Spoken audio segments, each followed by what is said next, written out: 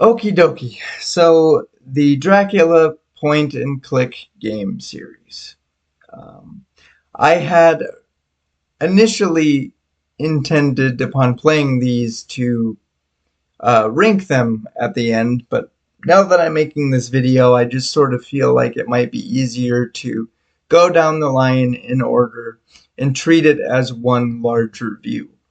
So, kicking us off, we have Dracula Resurrection. And right off the bat, I have to give flowers to both this game and its sequel for taking the bold step in being a direct sequel to the novel, taking place a handful of years after its conclusion. As a matter of fact, the opening to this game is the ending of the book, so spoilers for anybody that hasn't gotten around to reading it yet. Obviously, Dracula is back, and he has lured Mina Harker to his castle, leading Jonathan on a harrowing adventure to rescue her. Both of these games, I would say, have that 90s FMV charm to them that I think a lot of people are either going to adore very much like I did, or despise for everything that it is. Um, I know with games like this, um, a lot of the substance comes from sort of stumbling around, solving puzzles, and kind of figuring out, where to go and what to do naturally. They're not really meant to be played with any sort of walkthrough or anything like that. And I say that because when you do that, uh, the way that my mom and I did when we played these, um, not only do you end up beating the game in a fraction of the time, but you sort of realize that there's not really a whole lot going on. There's not a whole lot there. Um, and then there's the fact that the game ends on a cliffhanger, which I would say is both kind of good and bad.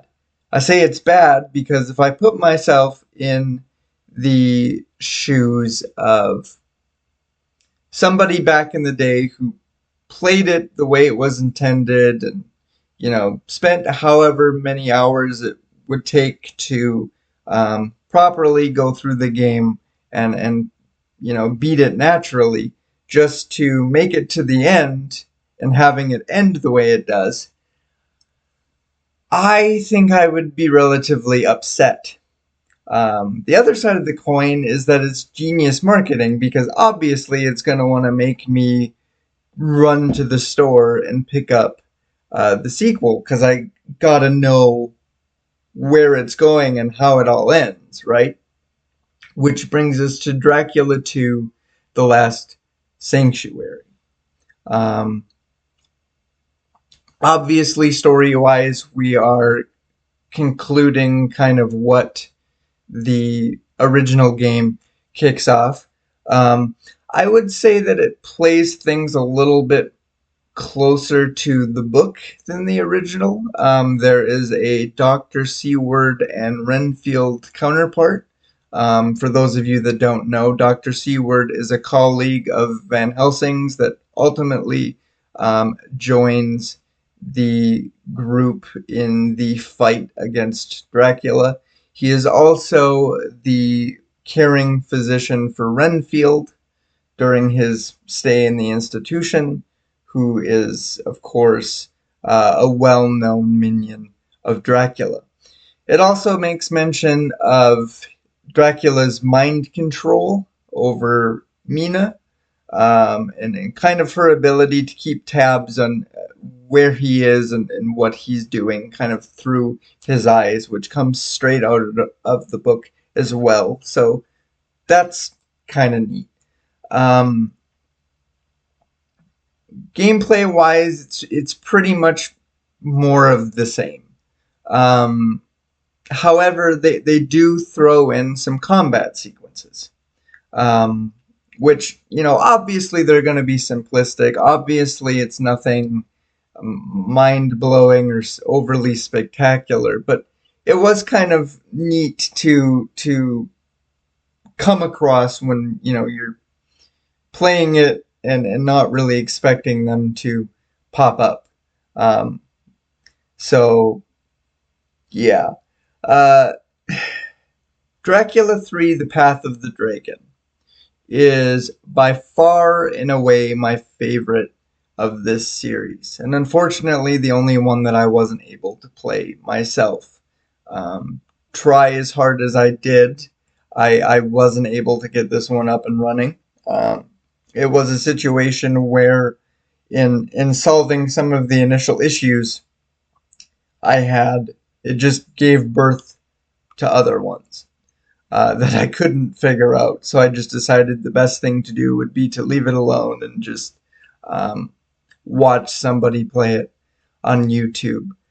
But what I love about this one so much is that it abandons sort of the book universe for something more realistic, I guess, while still acknowledging the existence of both Bram Stoker and his novel. Um, it's kind of a mixing pot of obviously fiction and more uh, historical things in terms of lore and kind of where it all comes from. Essentially, what we have in terms of story is the Catholic Church sends a young priest to this small village to investigate the life and death of a very much loved and respected lady with the intention of potential canonization. And it throws, like I said, it throws a lot of historical things in there. You get a lot of the Vlad the Impaler connection and stuff, which at this point I don't really know how popular that theory is. I don't really know how true it is or anything like that. I don't really keep up on those kind of historical breakthroughs, I guess. But what I will say is that at least at the time the copy of my book was printed, which I believe was 2013 or something thereabouts, um, it specifically says that um, more and more people are kind of hopping on the bandwagon that Dracula was actually based on Henry Irving as sort of this domineering, um, authoritative figure in Stoker's life. So again, I don't really know which version is true. Don't really think it matters, but it's just kind of cool to have it kind of thrown in there and represented. Um, it also mentions the Thule Society or Thule Society, however it's pronounced. Um, and for those of you who are unfamiliar, as far as I'm able to tell, they are a secret society or group of Germans who are interested in the occult and had a lot of influence on the Nazi Party. And they made some pretty crazy predictions, including like the world wars and everything like that. So again, just a really cool mixing pot of this fictionalized story with a little bit of historical context and everything. I just really really enjoyed it. Now, Dracula 4, The Shadow of the Dragon, and 5, The Blood Legacy, very similar to the first two, can be sort of talked about or discussed in the same breath because they go together to tell the same story. Um, the story itself is fine. There's a different Dracula, a younger Dracula, and this self portrait of his, with which he kind of uses to, I guess, keep tabs on the world or people in it from his hiding spot. Um, Mechanically, they add something pretty interesting where that there is a health management mechanic because your main character is actually quite sick with a rare blood disease. So the basic gist is to just stay on top of her medications and overall health throughout the course of the game. And the only real thing that I would say about that is that I wish for me they had found a way to tie it a little bit deeper into vampirism, if not Dracula himself. You know, I was kind of waiting for it to come out like, oh, she's not fighting this rare blood disease. She's not actually sick. She's actually fighting the vampiric plague and fighting, these urges to become a vampire. But no such luck there. But I guess it doesn't really matter. Um, I would say that my only real gripe with these games overall um, is that it's pretty apparent that they didn't get a whole lot of TLC compared to the other ones. You look at things like the virtually identical cookie cutter main menus, uh, the horribly uninspired voice acting, borderline AI voice acting. There's all of these little instances that jump out and tell you that, maybe the the development time with these games wasn't particularly great, which sometimes happens with long running series. Different things happen, different people work on them, different developers and things like that, so not entirely uncommon. um, but it's just a noticeable dip in quality from you know the start. Definitely different games within the series. Doesn't mean it's bad though. They're still fun to play. They're still enjoyable. Um,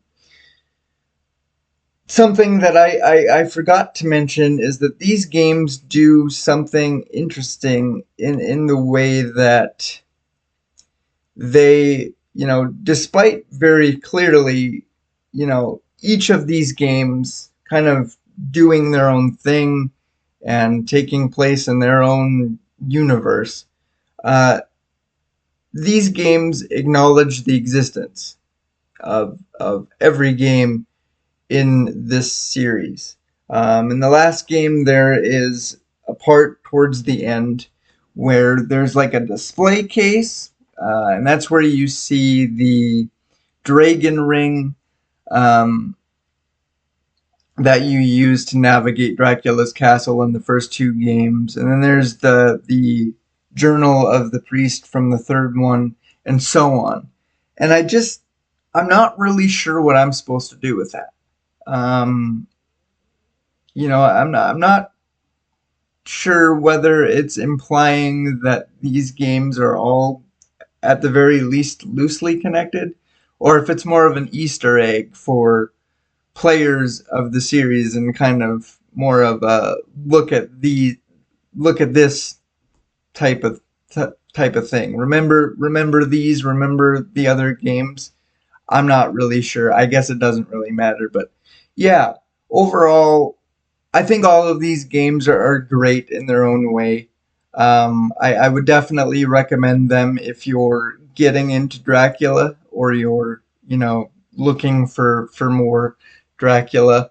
They're definitely playable and enjoyable for that. And obviously, they're not going to take up too much of your time. So yeah, I would definitely recommend anybody that's interested to check these out. But I think that's going to wrap this video up, guys. So as always, thanks for watching. Take care of yourselves, and we'll catch you in the next one.